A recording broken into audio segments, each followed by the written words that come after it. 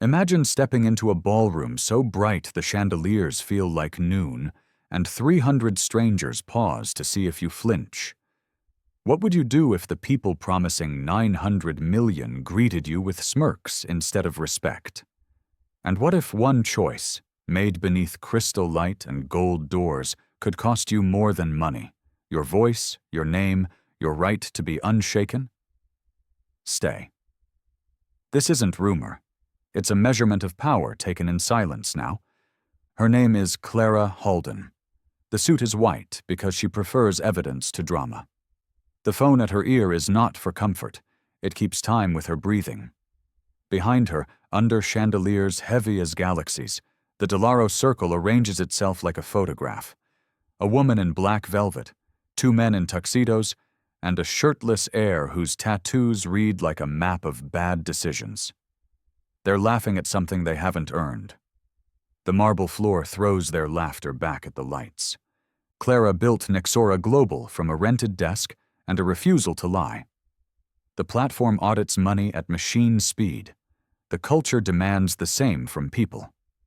Tonight is supposed to be the clean leap, a $900 million investment to take Nexora across borders, through banks that prefer shadows, into regions where compliance is a rumor. Her board urged caution. Her rivals predicted surrender. Clara arrived anyway. Fear is only dangerous when you lend it a chair. The reception tastes like citrus and strategy. String music stitches the air. Every handshake takes inventory. Clara moves through it like a scientist through steam, aware of heat, uninterested in fog.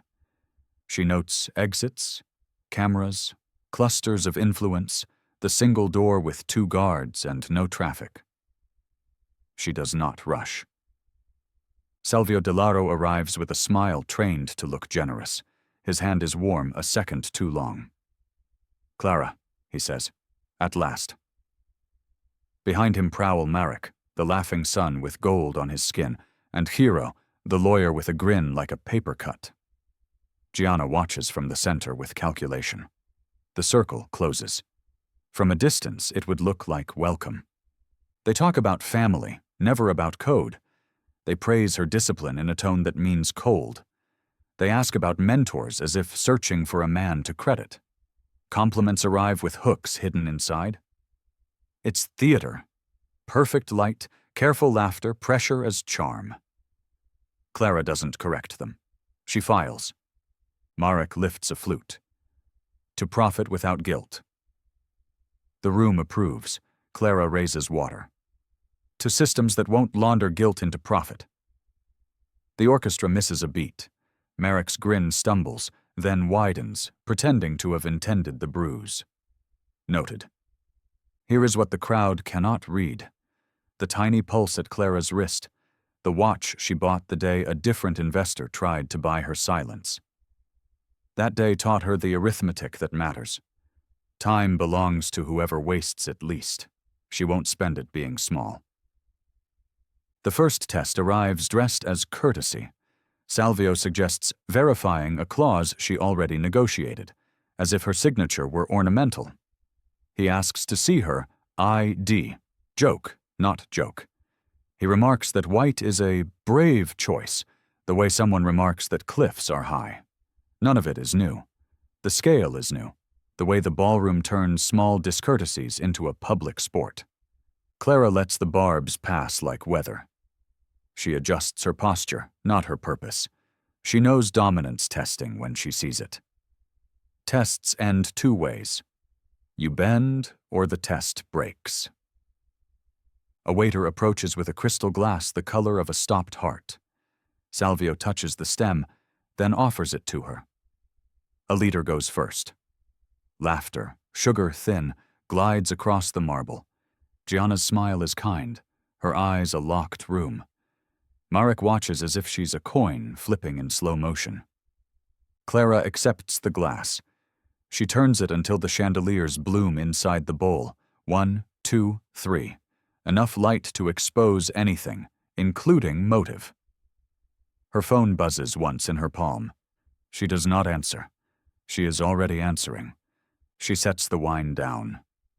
Her voice, when it comes, is precise. Trust doesn't need a taster.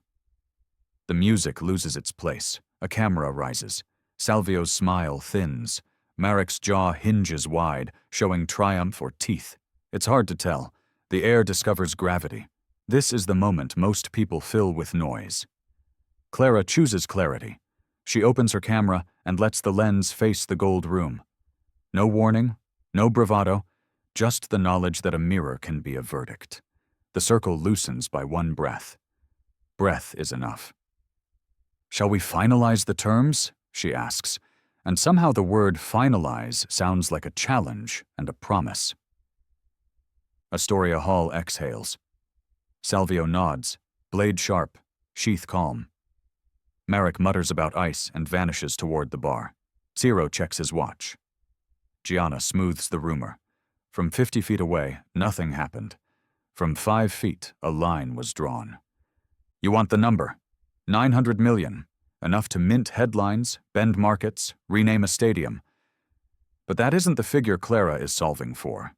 Count instead the seconds between glass and silence, the phones sliding upward, the whispers deciding where to stand when history edits the replay.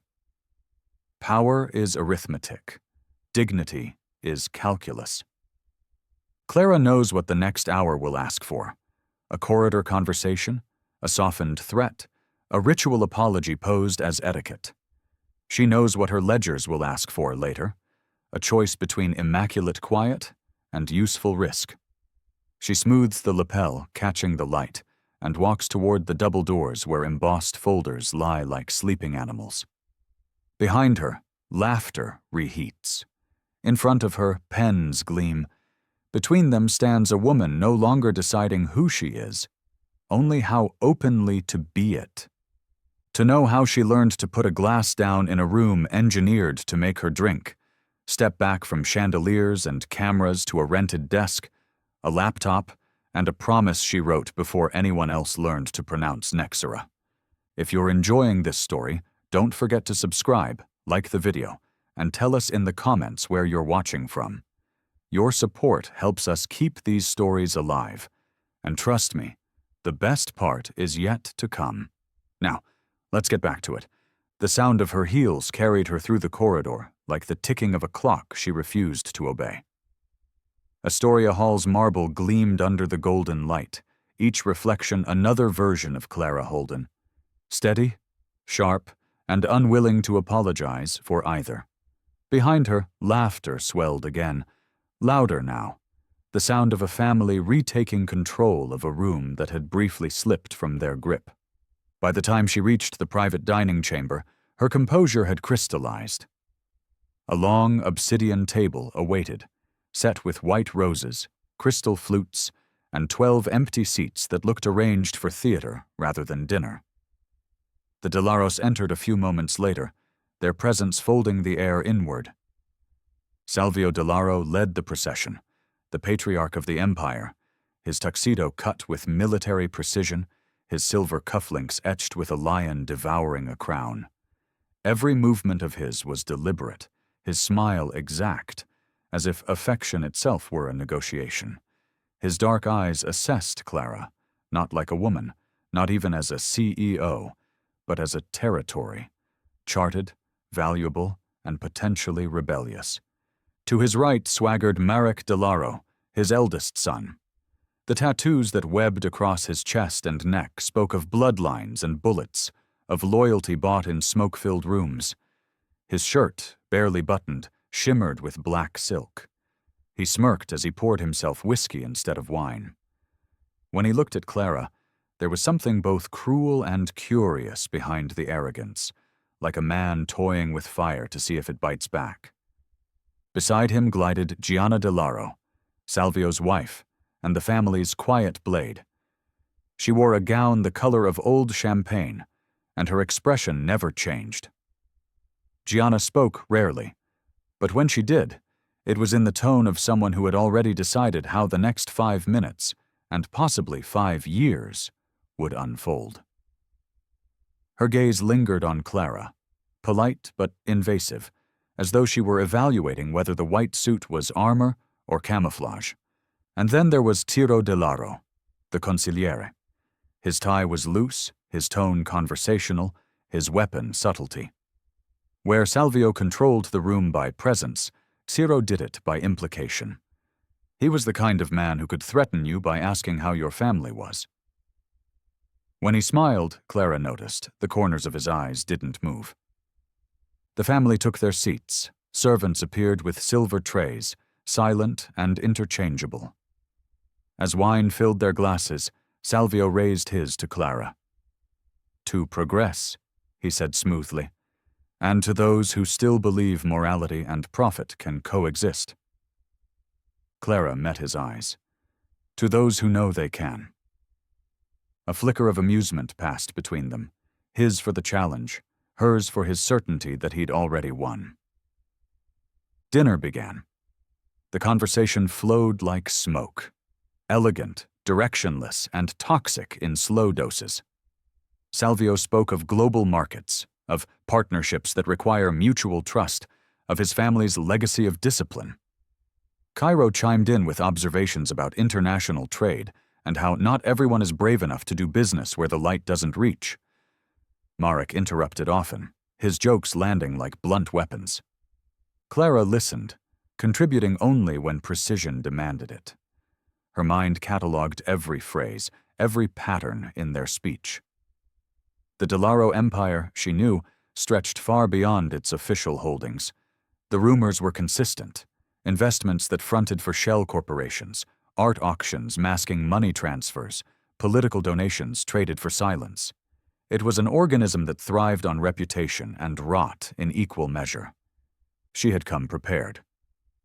The $900 million was clean, sourced from diversified holdings and regulated funds, but she knew the Delaros needed Nexera more than they admitted. Her company's AI system could sanitize their transactions, give their empire a new face, one palatable to regulators and global markets. The deal was a merger of necessity disguised as philanthropy. Salvio cut into his steak with surgical precision. "You've built something remarkable, Clara," he said.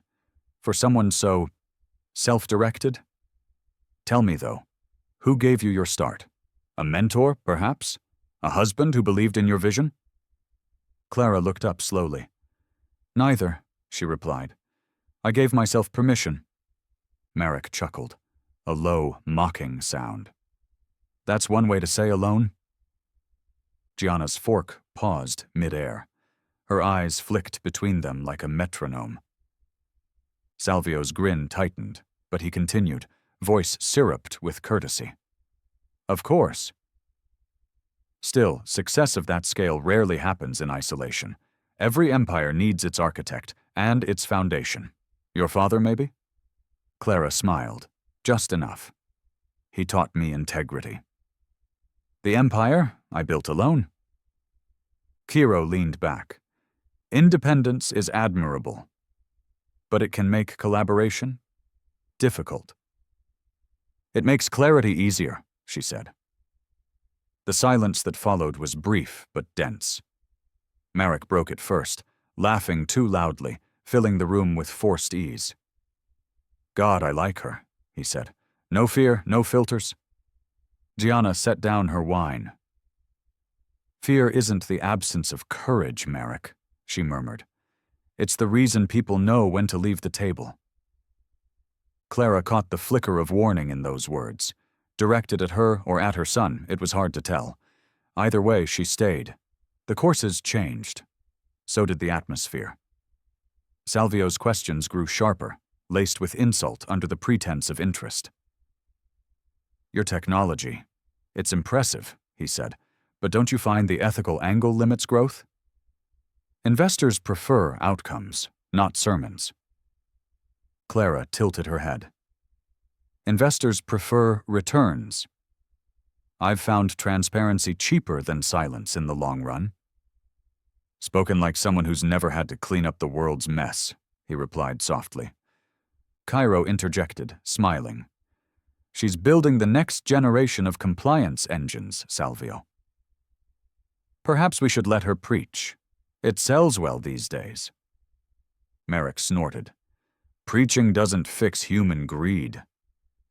You can't code morality. Clara's eyes didn't leave Salvio's. You can track it. For a heartbeat, no one spoke. Then Salvio laughed. Genuine, deep, dangerous. You remind me of myself 30 years ago. Idealism with a wristwatch. You'll learn. She smiled politely. I prefer to teach. The table stilled again. Even Gianna looked impressed by the precision of that strike. Marek's laughter returned, louder this time, meant to diffuse tension that refused to move. All right, he said, raising his glass. Enough philosophy. Let's drink to business. Clara's glass remained untouched. Let's finalize it first. Marek's grin faltered. Salvio's patience thinned, barely visible in the way his fingers drummed the table. The air turned heavier, like a performance losing its rhythm. Gianna leaned forward, resting her chin lightly on her clasped hands. You're a fascinating woman, Clara. But you should know that in this family respect is earned differently. Clara's voice was steady. So is trust. Salvio nodded slowly, an acknowledgement and a warning. Then perhaps tonight we both begin earning. A server appeared with dessert, figs glazed in wine, a small silver knife beside each plate. Marek toyed with his, twirling the blade between tattooed fingers. You know, he said, most people in this room would give anything to be sitting where you are. And here you are, barely smiling. Clara looked at him, then at the reflection of his father's lion cufflink in the knife's edge. I smile when I mean it. For the first time that evening, Marek stopped smiling back. Cairo glanced at Salvio, who met Clara's gaze again, his amusement returning in fragments. You'll do well here, Miss Halden, he said finally. If you remember who built the table you're sitting at? She folded her napkin, slow and precise. Tables are just wood. It's the people who make them worth sitting at. The silence that followed carried the weight of every unspoken threat and every unearned respect. When the dinner ended, Salvio rose first. We'll discuss the final clauses tomorrow. Rest well, Clara. She stood, her white suit catching the last of the light. I intend to. As she left, she could feel their eyes following her, the patriarch calculating, the son simmering, the wife analyzing, the lawyer scheming. The family of shadows, bound by money and menace, had just met someone they couldn't quite place. In their world, everything could be bought. In hers, everything could be measured. And somewhere between those two truths, the real war had just begun. Before we continue, take a moment to subscribe and like this video. It helps more people discover stories like this one. And tell us in the comments where you're watching from. Now, take a deep breath, because what happens next will change everything. The air inside Astoria Hall had changed by the hour. Less gold now, more brass. The champagne kept flowing, but laughter had turned sharp, metallic. A live band played something too elegant for the crowd it served.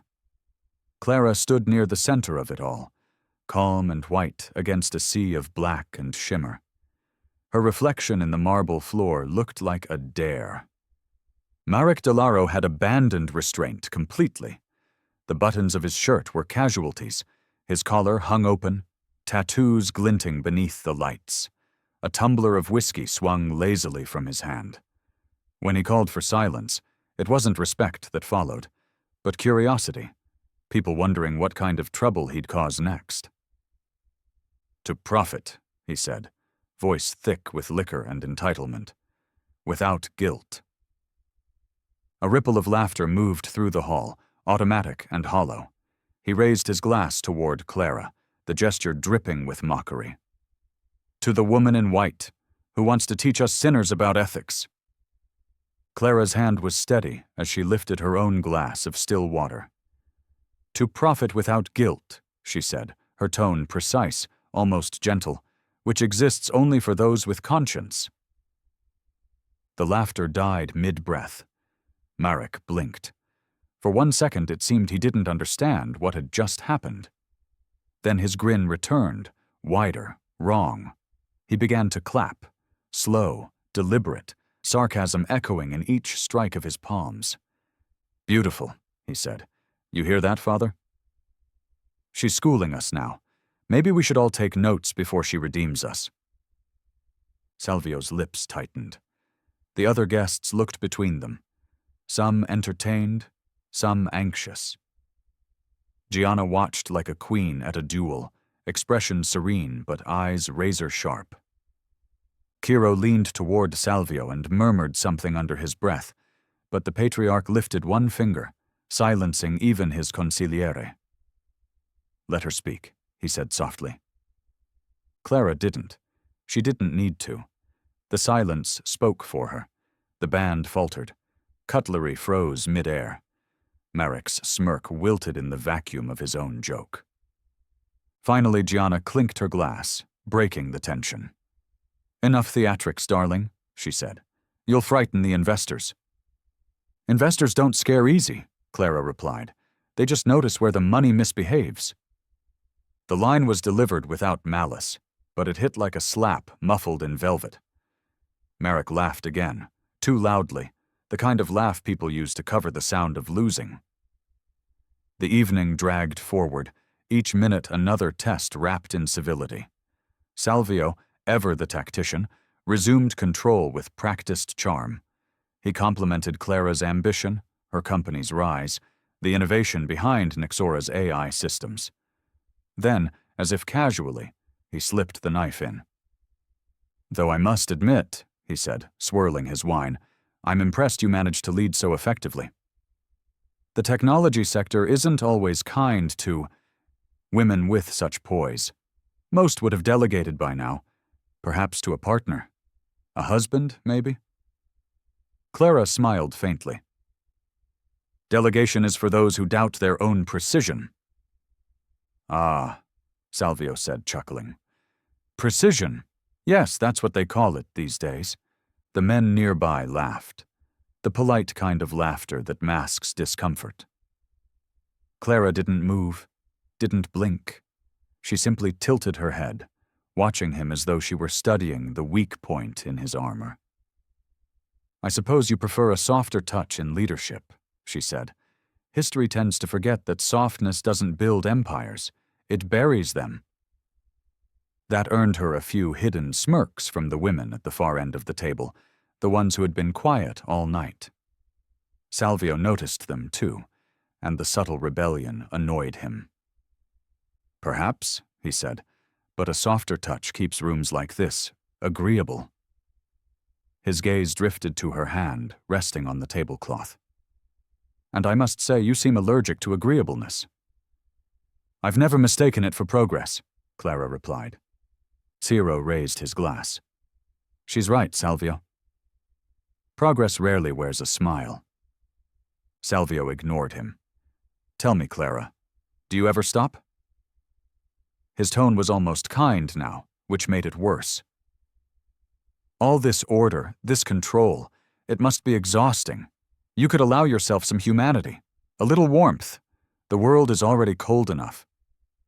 Clara felt the words slide past her composure like a blade testing skin. Every syllable was dressed as concern, but built to diminish. Around them, the guests listened closely, eager for her to flinch. "I am warm," she said, voice measured, "just not to those who mistake it for permission." For the first time, Salvio's smile cracked into something real. Disbelief, maybe admiration, maybe both. Marek watched, half fascinated, half furious, his pride bleeding beneath the laughter he forced. Gianna intervened, tone silky but eyes warning. "Salvio, dear, the woman came for business, not dissection. You'll scare away our future partner." "On the contrary," Clara said, "I find the anatomy of power fascinating." A ripple went through the table. Half laughter, half gasp. Even Cairo leaned back, impressed. Salvio set down his glass. Then you must know power has many forms. Some come from intellect, some from heritage, and some, he gestured subtly to Marek, from force of will. Clara followed his hand, eyes resting briefly on Marek's tattoos before returning to Salvio.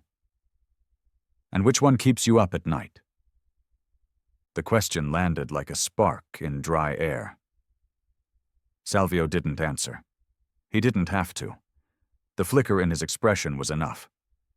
Marek stood abruptly, muttering something about air and arrogance, and disappeared into the crowd of onlookers. Cairo watched him go. "You'll forgive my brother," he said. "He's passionate about legacy." Sometimes passion looks like pride. "I know the difference," Clara replied. "One builds." The other breaks. The orchestra resumed, a little too loud, as if ordered to drown out the conversation. Salvio rose from his seat and offered Clara his arm. "Walk with me," he said. It wasn't a request. She joined him anyway. Together they crossed the length of the ballroom, past whispers and chandeliers, toward a balcony framed in silk curtains. Outside, the city stretched below them, glittering and indifferent. "You think this is a contest?" Salvio said quietly. "But we are the same, you and I. We understand control. We understand what people respect." "I understand what they fear," Clara said. He studied her profile, the calm geometry of her face. "And yet here you are, surrounded by everything you claim to despise. That tells me fear isn't absent. It's simply dressed in courage." She turned to him, her reflection split between glass and skyline. "You mistake purpose for fear. I didn't come here to join your world. I came to show it can be faced without belonging to it." Salvio looked at her for a long moment, the wind stirring his lapel. "Careful, Clara. The world doesn't forgive those who make it feel small." "Neither do I," she said. They stood there, an arm's length apart, two architects of opposite empires, his built on silence, hers on transparency. Below them, Velmir shimmered like a lie told beautifully. When they returned to the hall, the laughter had resumed. Marek was back at the bar, loud and unrepentant. Gianna danced with someone from the banking sector, her movements slow and deliberate, as if choreographed to keep secrets.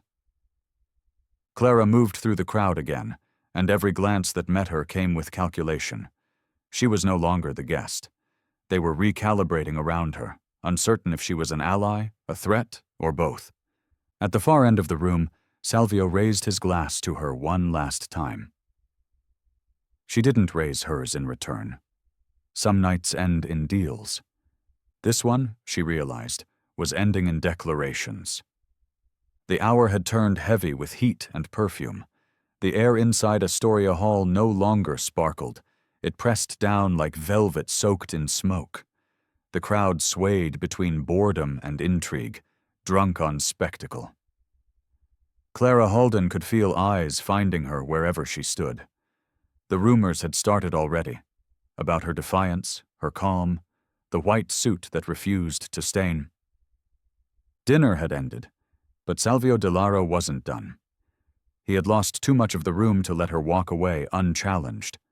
Control was his language, humiliation his dialect. So he called for one more toast. The band quieted. The chandeliers dimmed to a warmer, more intimate gold. A waiter approached, silent as a whisper, carrying 2 crystal goblets and a bottle of wine the color of spilled blood. Salvio gestured for the waiter to pour. The liquid caught the light as it filled each glass, thick and theatrical. Then, with a flourish that belonged more to a courtroom than a celebration, he picked one up and extended it toward her. "You first," he said. His smile was immaculate. A good leader proves the bottles safe. It was an old-world gesture, older than loyalty, older than business, a test that carried centuries of power imbalance. the kind of challenge no one declined without consequence. The crowd reacted in small waves, polite laughter, murmurs, shifting weight. Merrick, leaning against a column with his shirt open and his grin sharpened, said loudly enough for everyone to hear, "Let's see if the lady drinks like a man." Cameras flashed. Phones lifted discreetly. Clara knew what this was. Not a toast, but an execution in disguise. She took the glass. The room leaned closer.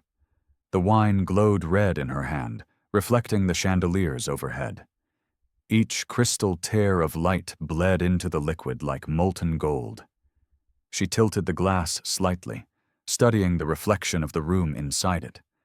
The laughter, the nerves, the greed. The longer she looked, the more still she became. Her pulse steadied. Salvio's smile began to tighten, his eyes flicking briefly to the photographers. He had expected discomfort, maybe defiance, not silence. Silence was control, and control was his domain. Clara raised the glass to her eye level. "Trust," she said softly, "isn't something you prove by drinking what someone else pours." A few nervous laughs, scattered like birds startled from a tree. Salvio's expression did not change. Marek's grin cracked. "Come on," he said. "Don't ruin the party. We're all friends here." Clara's gaze flicked to him, cool and unhurried. Friends don't test each other for poison. Then, still holding the glass steady, she set it down on the white linen tablecloth. Untouched. "If this is the test of trust," she said, voice clean and cutting, "I already know who failed." The silence that followed had weight. Even the chandeliers seemed to dim. No one moved. Not the guests, not the photographers, not the Delaros. The only sound came from Marek's low laugh, dry and ugly. "You've got spirit," he said. "Shame you think it makes you safe." Salvio didn't look at his son. He looked only at Clara, his expression unreadable, carved from some older, colder stone. His fingertips brushed the base of his glass, then retreated. "You don't drink with us," he said slowly, "but you want our money." "I don't want your money," Clara replied. "I want your signature." "Your money's just the ink." Someone gasped. A camera shutter snapped twice in the back of the room. The sound of it shattered the spell. People began whispering again, nervous, delighted, scandalized. Gianna Delaro spoke next, her voice smooth and deceptively soft. "My husband doesn't offer wine lightly," she said. "In this family, we use it to bless partnerships. Then may yours remain blessed," Clara answered. "Mine don't need blessings, just honesty." Salvio's jaw flexed. He stood motionless, a monarch outmaneuvered by someone who never wanted the crown. The wine between them gleamed, untouched by either hand. Clara's assistant, standing among the servers, felt the air shift. Moments ago, the crowd had looked at Clara like a novelty, a daring woman among predators. Now they looked at her like something else entirely. Not prey, not even a rival. A storm. Marek pushed off the column, stalking closer, his cologne and arrogance arriving first. "You talk like you've never had to earn a place at a table," he said. "I built the table," Clara replied. He laughed, but the laughter cracked in the middle. "That's cute." She didn't answer. She didn't need to. The silence was louder than his swagger. Salvio reached for the wine bottle again, pouring himself another glass, his movements deliberate. "You misunderstand," he said, his tone dropping into something colder. "This isn't about trust, Clara. It's about culture. You're in my house. You show respect." "Respect," she said, "isn't obedience." "Respect," he countered, "is survival." "Then perhaps you've confused it with fear." Another camera flash, another spark in the dark. The entire ballroom was watching now, spellbound, unsure which side to pretend they were on. Gianna's fan snapped open, the sound sharp as a gunshot. "Enough," she said. "Salvio, she's made her point." "No," Salvio said, eyes still locked on Clara. "She's made a choice." Clara exhaled once through her nose, the smallest sign of exasperation, the kind that comes when one realizes a conversation has hit bedrock. She stood, unhurried, the white of her suit catching the chandelier's gold. "I've made several," she said. "That's what leadership is. Choice, not performance." She reached for her clutch, not for the wine. The motion broke something invisible in the room's rhythm, the understanding that no one was supposed to walk away first. Tiro Delaro, the lawyer, tried to interject with diplomacy. "Perhaps we should revisit the terms tomorrow." But Salvio cut him off. "No, we finish tonight." Clara turned to him. "You finished the moment you mistook humiliation for hospitality." A collective murmur rolled through the guests, half shock, half thrill. Marek muttered something obscene under his breath, low and bitter. She caught it. She didn't respond. Instead, she looked straight into Salvio's eyes. "Power," she said, "isn't proven by who drinks first. It's proven by who can walk away sober." And she did. The crowd parted before her like a tide obeying gravity. Phones followed her steps. The woman in white glided through the chaos she'd dismantled, leaving behind only the echo of her words and the untouched glass of poisoned civility. Behind her, Salvio stood frozen, the patriarch surrounded by people pretending not to see his defeat. Gianna stared at the wine, expression unreadable. Tiro adjusted his cufflinks, already planning the damage control. Marek slammed his empty glass down and called for another bottle. The humiliation was quiet, but absolute. By the time Clara reached the doorway, her assistant met her with wide eyes. "Ma'am," she whispered, "do you know what you just did?" Clara didn't pause. "Yes," she said. "I reminded them I could." Outside, the night air met her skin like applause muted by distance. She didn't look back. Inside, Salvio Delaro lifted the same glass she had refused, stared at it for a moment, and poured the wine onto the floor. The sound it made, soft, deliberate, final, was the only toast that mattered. The night had shed its glamour.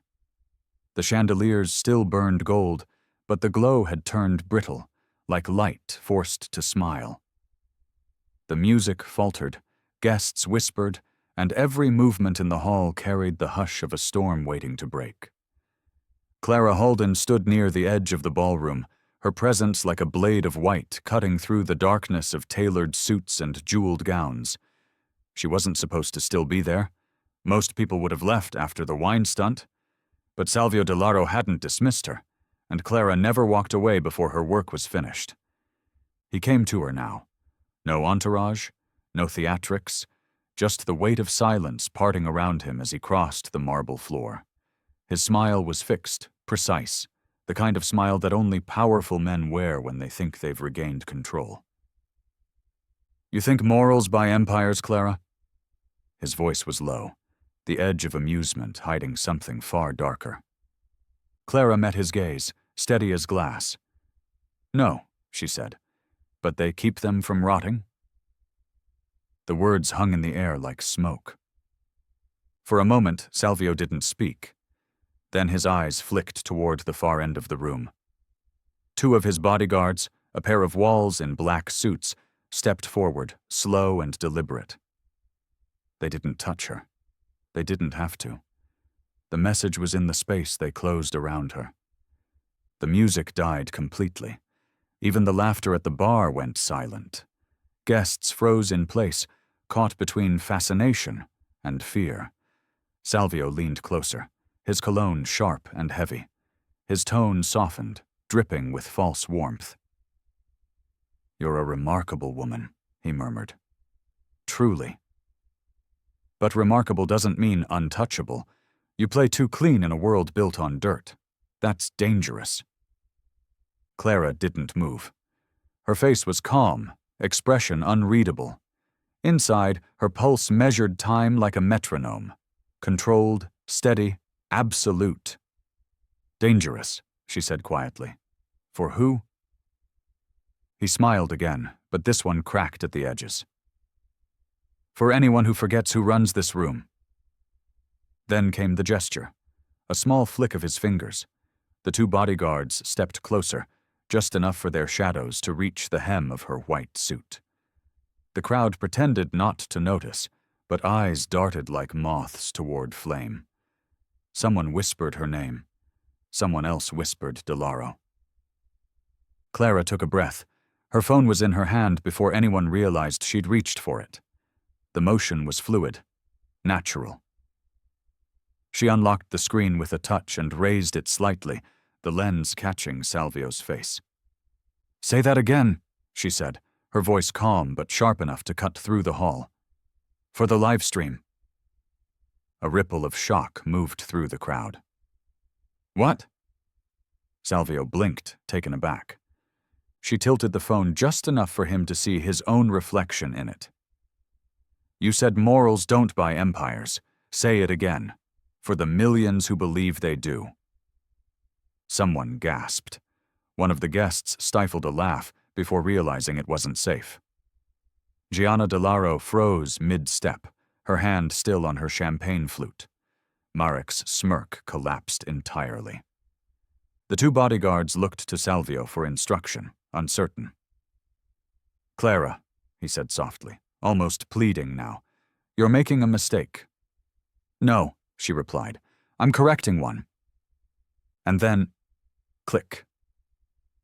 The red dot on the camera blinked to life.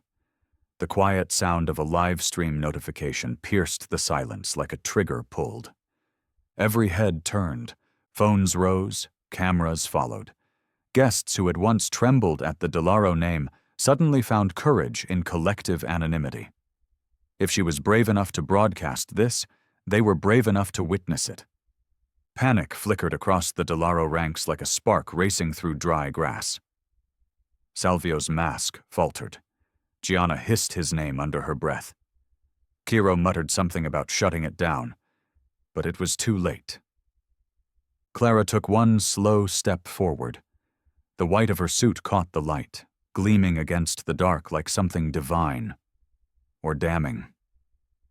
"You wanted a show," she said quietly. "Here it is." Salvio's jaw clenched. "Turn it off." "Why?" she asked. "Afraid they'll see what power looks like without conscience?" His nostrils flared. "You think you're untouchable because of that phone?" "No," she said, lowering the device just slightly. "Because of the truth it's holding." He moved closer, the warmth of his breath just brushing her ear. "You won't walk out of here with that." She smiled, a small, unshakable smile. "Then maybe I don't have to walk out. Maybe the world just needs to see you trying to stop me." That broke him.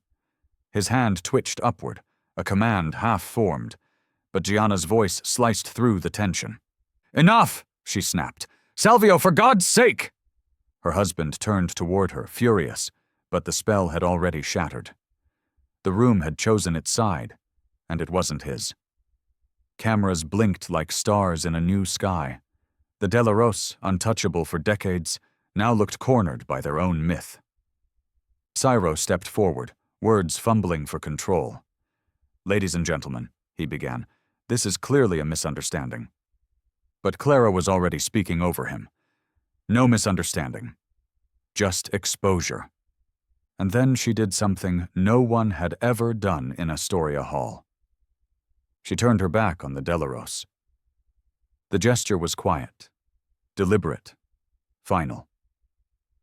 Her heels clicked against the marble, each step echoing like a hammer driving nails into a coffin. No one dared stop her. Even the guards lowered their eyes as she passed. Marek muttered something under his breath, something about pride or women or both, but his voice trembled. Gianna watched Clara walk away with the strange composure of a woman who knew history was happening and could not be reversed. At the doorway, Clara paused. Without turning, she spoke loud enough for every microphone and every trembling camera to catch her words. "This isn't your empire anymore," she said. "It's your autopsy." And then she walked out. The silence that followed was suffocating. Salvio stood alone beneath the chandeliers that had once made him feel like a king. Now their light was cruel, exposing every line of age, every crack in control. Cero reached for his phone to make a call that would come too late. Gianna sank into her chair, the stem of her glass snapping in her hand. Marek turned away, pretending to laugh, but no one joined him.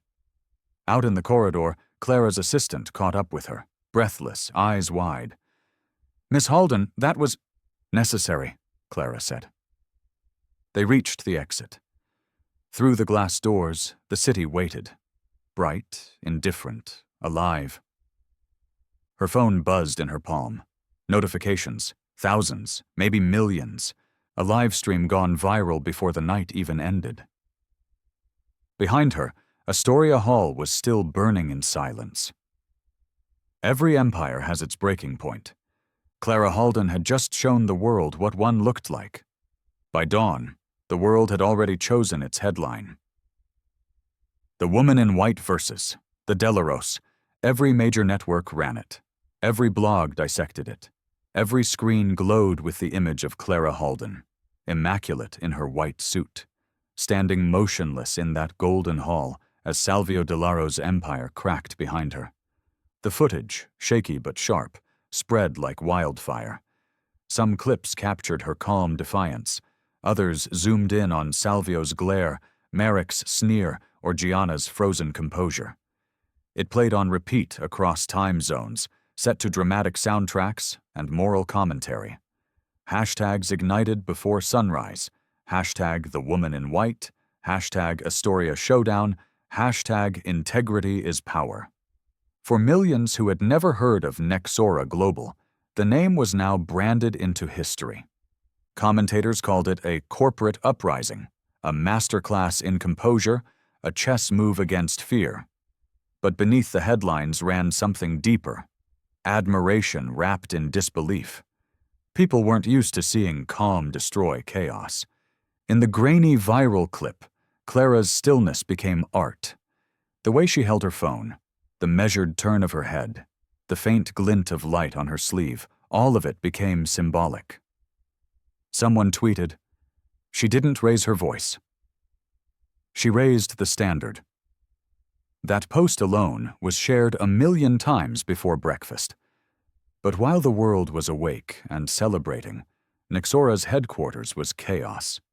Inside the glass tower in Velmir's business district, the PR team huddled around screens, faces pale with adrenaline.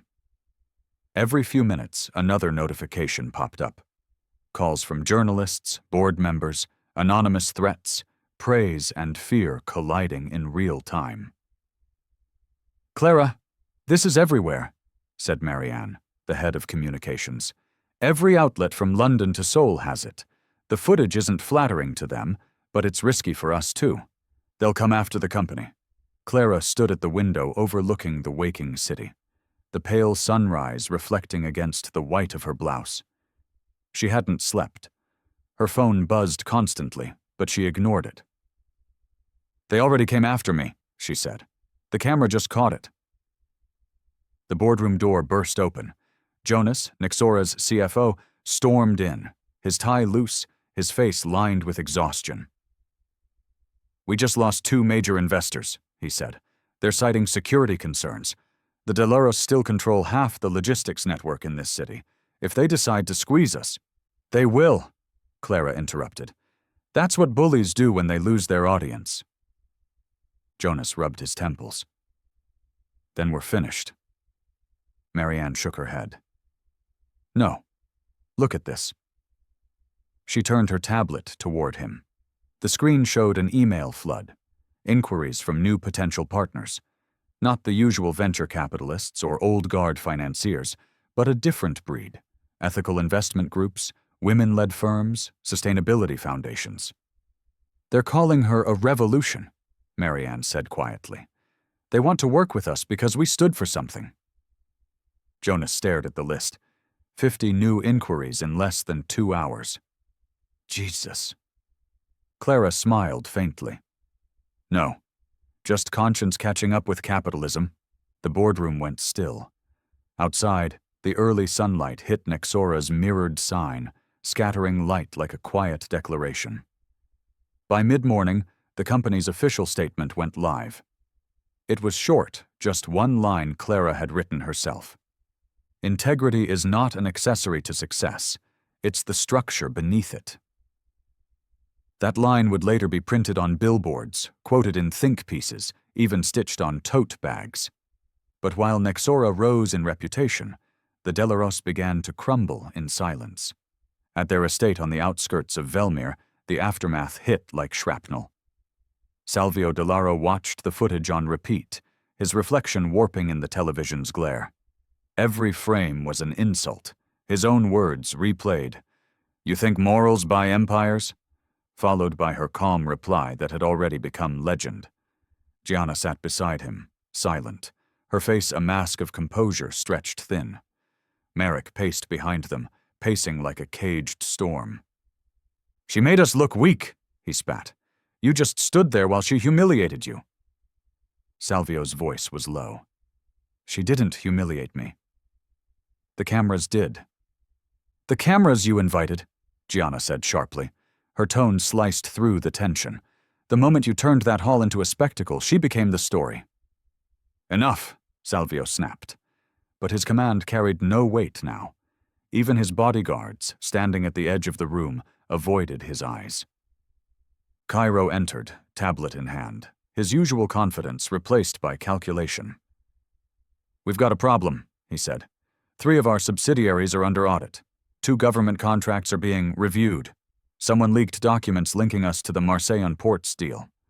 Salvio's gaze lifted, dark and dangerous. "Who?" Ciro hesitated. "No one knows. But every journalist in Velmir thinks Clara Holden had something to do with it." Marek laughed bitterly. "Then let's remind her who we are." Gianna's voice cut through again. Cold, final. "We can't. Not now. Every move we make will be seen as retaliation.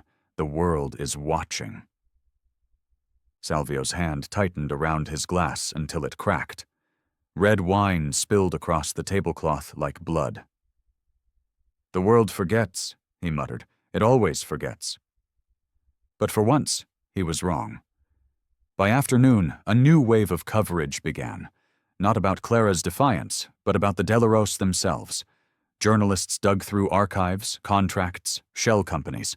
Old scandals resurfaced. Whistleblowers found their courage. A single image led every report: Clara's untouched glass of wine. It became a symbol. A quiet refusal turned into a movement. The white suit incident trended for days. Meanwhile, at Nexora, the tide had turned completely.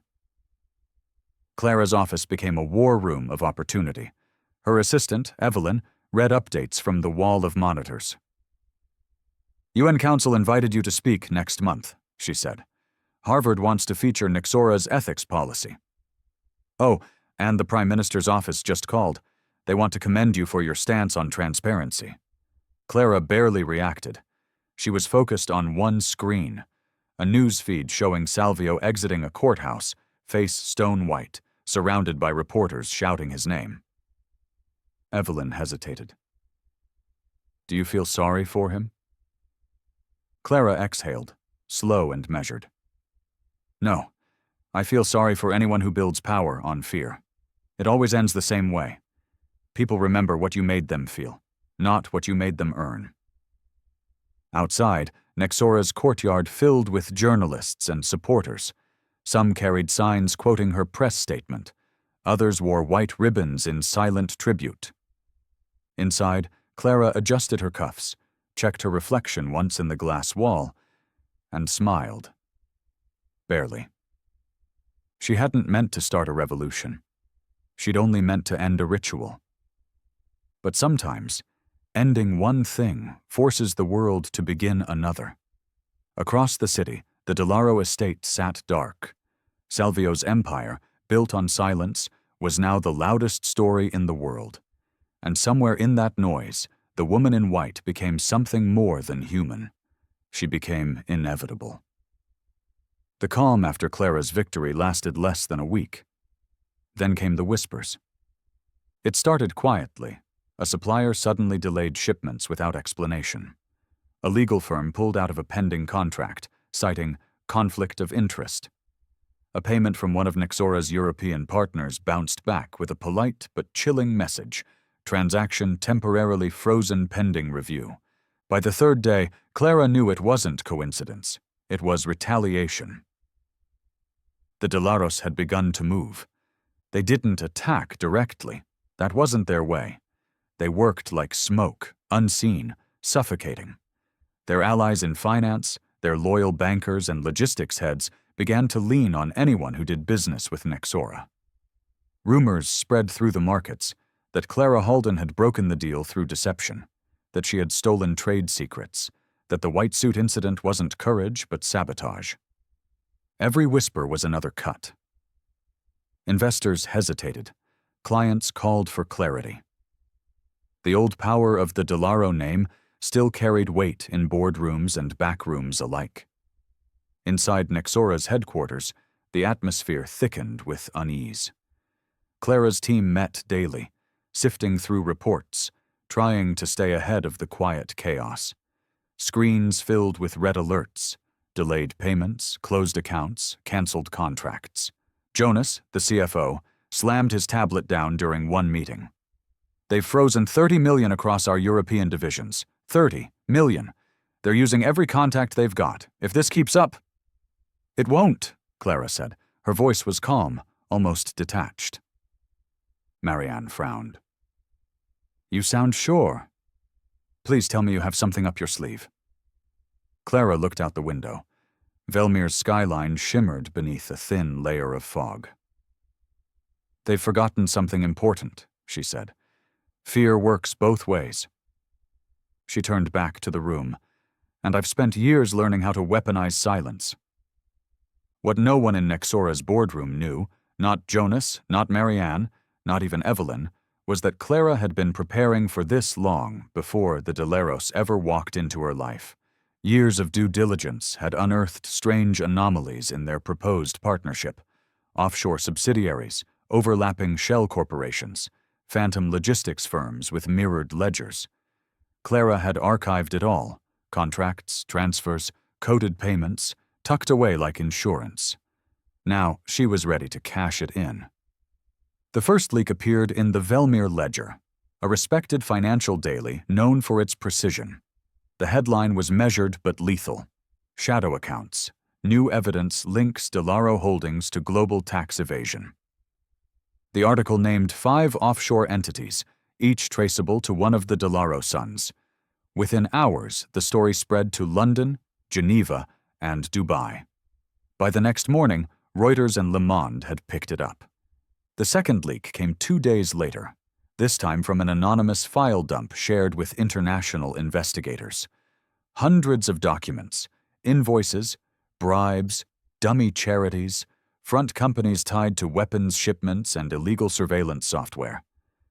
No one could prove it came from Clara, but everyone suspected. At Nexora, reporters began camping outside the lobby. Her PR chief begged her to deny involvement. "If they connect you to the leaks," Marianne warned, "the Delaros will come at us harder." This could turn ugly.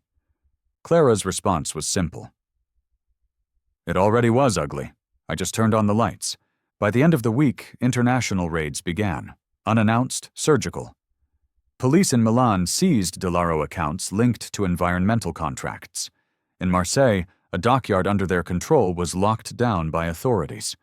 In Dubai, assets were frozen pending financial review. The empire that had mocked her under chandeliers was now bleeding under fluorescent lights. Meanwhile, Salvio Delaro disappeared from public view. Rumors placed him in Sicily, Others said he fled to Monaco. Marek was seen outside a courthouse, shouting at journalists. Kiro tried to manage the crisis legally, but the damage was irreversible. Every time they tried to deny the accusations, another leak surfaced, sharper, more detailed, undeniable. The old world of power and silence had turned against them. And through it all, Clara said nothing. Until the press conference. It was held at Nexora's headquarters, a minimalist stage of glass and steel, no theatrics, no banners, just Clara at a podium before a crowd of reporters and flashing lights. They bombarded her with questions. "Miss Halden, are you behind the leaks implicating the Delaro family? Do you fear retaliation? Were the white suit incident and this investigation connected? Are you trying to destroy them?" Clara waited until the noise subsided. Then, as always, she spoke with quiet precision. "When corruption calls it revenge," she said, "it's only proof of guilt." The room went still. She continued, "No one should own the system that judges them. And no one should fear those who think they do. The era of untouchable power is over. And it's not because I said so. It's because truth stopped asking for permission." Her words were replayed across networks, subtitled in 10 languages. Outside, Nexora's stock price jumped 40% within 2 hours. Inside, her board watched in disbelief as phone calls poured in. New investors, government contracts, media requests. Integrity had become currency, and Clara Halden was its face. That evening, in the quiet of her office, Clara finally allowed herself to breathe. The sun dipped below the city skyline, washing her reflection in rose-gold light.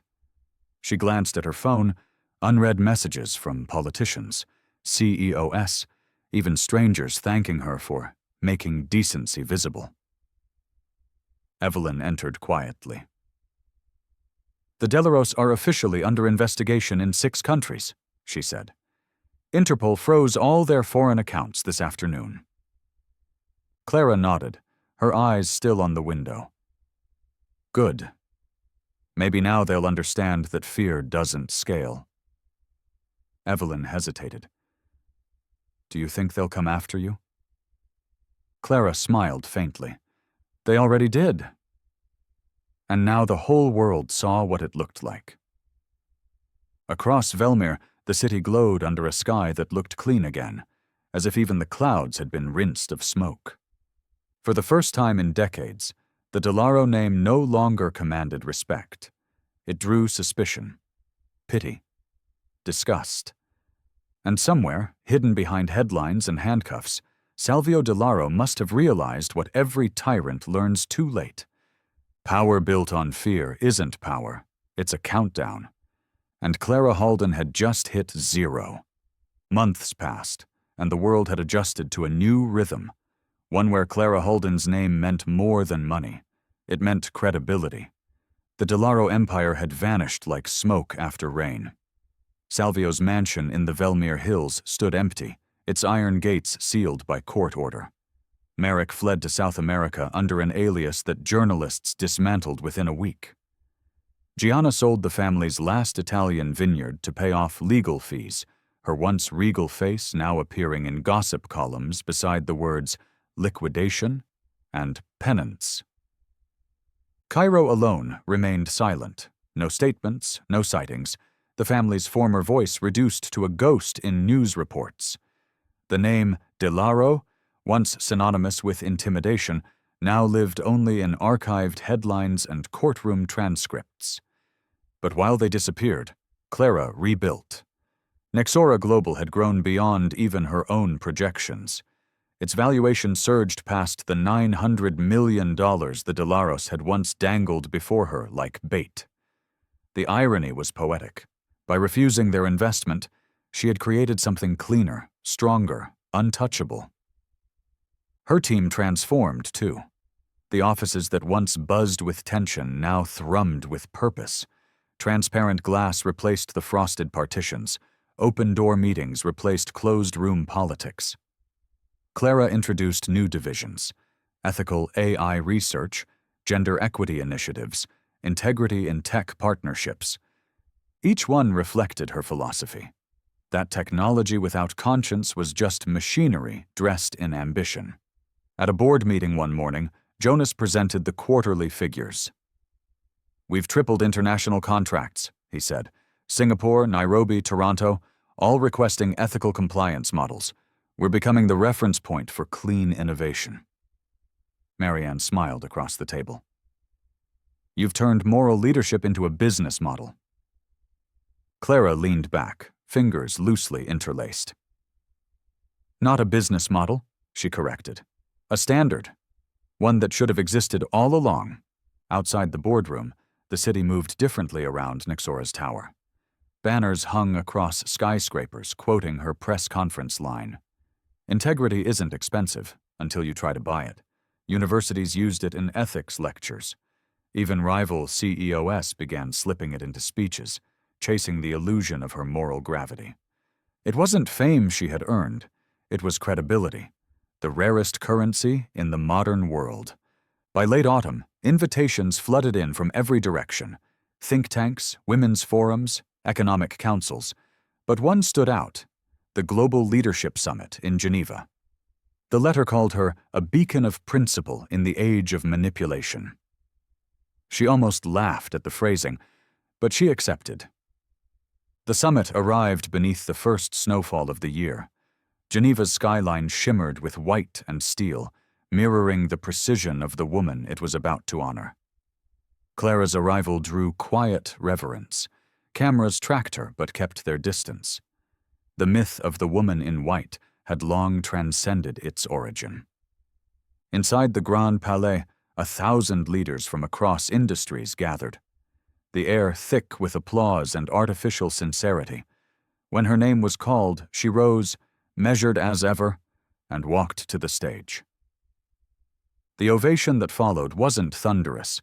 It was steady, rhythmic, the sound of respect instead of spectacle. She accepted the award for Leadership Under Fire, a crystal structure shaped like a flame encased in glass. She held it with the same poise she had held that untouched wine glass months ago. Steady, symbolic, defiant. When the applause faded, the moderator leaned forward. "Miss Halden," he said, "the world remembers that night in Velmir, the moment you chose dignity over fortune. Many have wondered since then. What gave you the strength to stand your ground when everything was on the line?" Clara took a breath, scanning the sea of expectant faces. For a moment, she could almost hear the echoes of that night: the laughter, the tension, the silence that followed her refusal. Then she said, clearly, "Knowing that no one can humiliate you without your permission." The hall stilled. Cameras clicked once, twice, then hundreds of flashes broke the silence. The line swept across headlines within hours, reborn as a mantra. Backstage afterward, reporters crowded her for sound bites. She declined most, choosing only one interview. "What's next for Nixora?" the journalist asked. "Expansion," she said, "but not just in markets, in meaning. We're funding AI that answers to ethics first, not shareholders. We're investing in companies led by women who were told they didn't belong in boardrooms. We're building systems where transparency isn't an option. It's the foundation." "Do you think the world is ready for that?" Clara smiled faintly. "It doesn't matter if it is. The world rarely asks permission for corruption. Why should we ask permission for integrity?" By the time the sun dipped over Lake Geneva, her words were trending again. Not as a scandal this time, but as scripture for a generation exhausted by deceit. That evening, as she sat alone in her hotel room, Clara turned on the news. The screen flickered with footage of police trucks leaving Salvio's estate. Gianna's final public statement, Marek's arrest in Argentina.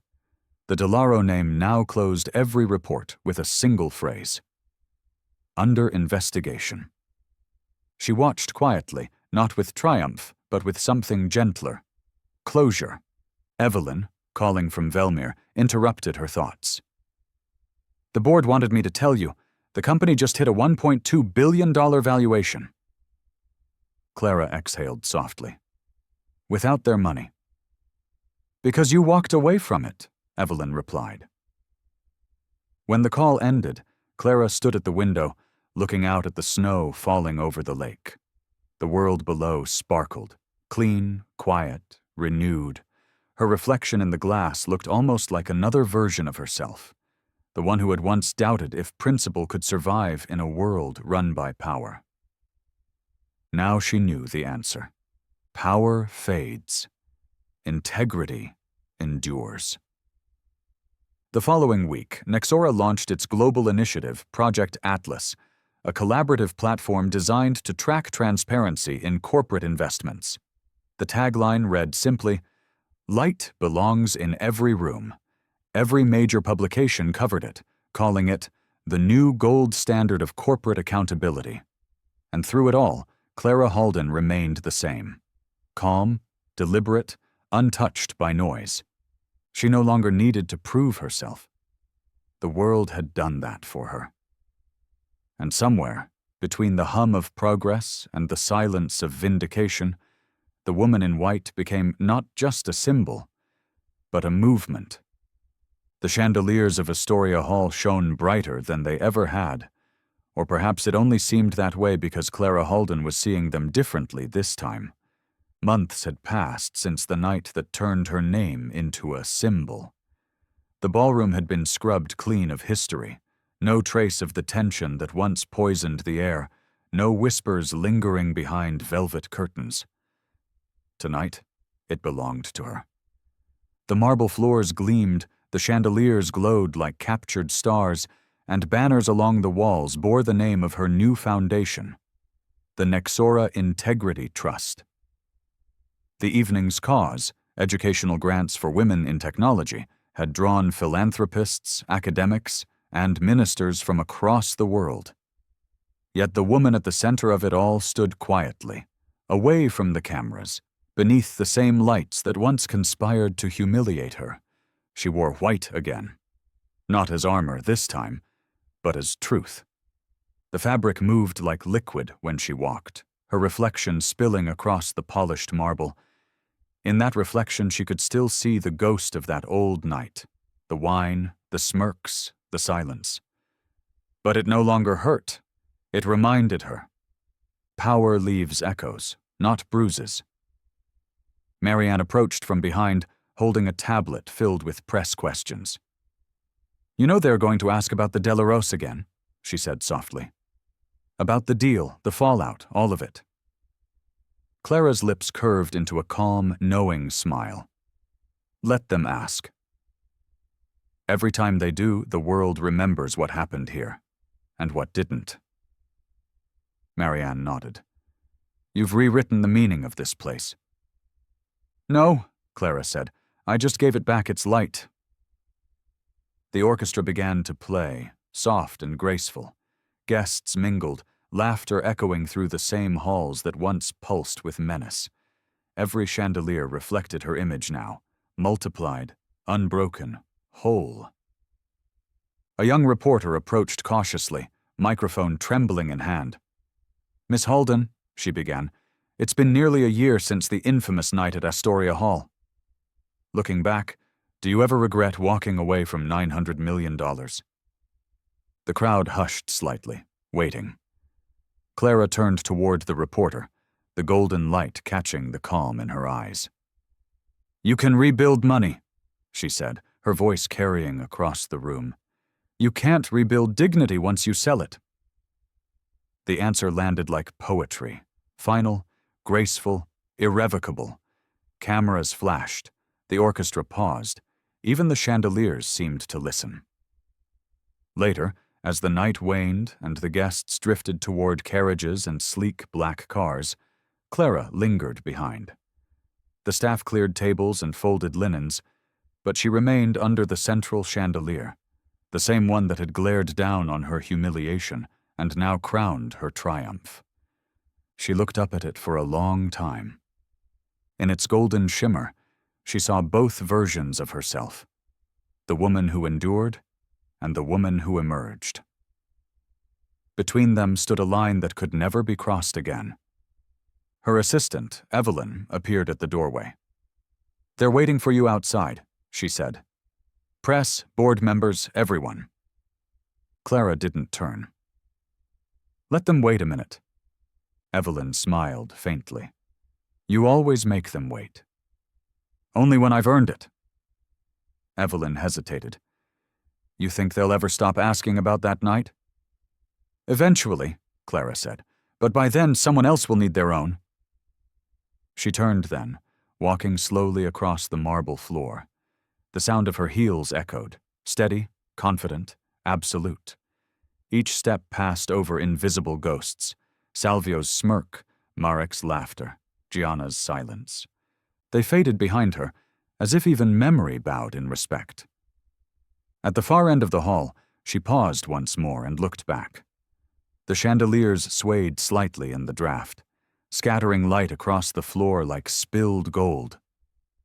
For a moment, she thought of all the people who would walk these halls after her, women, men, dreamers, trying to navigate their own tests of power and pride. She hoped they'd remember the lesson that had built this legacy, that sometimes walking away isn't loss, it's liberation. Outside, flashes lit the night as the reporters spotted her silhouette through the glass doors. The white suit glimmered beneath the chandeliers, timeless, untouchable. She took a final breath, adjusted her cuffs, and stepped into the waiting light. As the cameras swarmed and voices called her name, she moved through them like someone who no longer needed to prove she belonged anywhere. The crowd parted naturally, as though pulled by the gravity of conviction itself. And as the lenses captured her departure, the old ballroom receded into silence once more. The marble cold, the air still, the ghosts gone. What remained was her echo.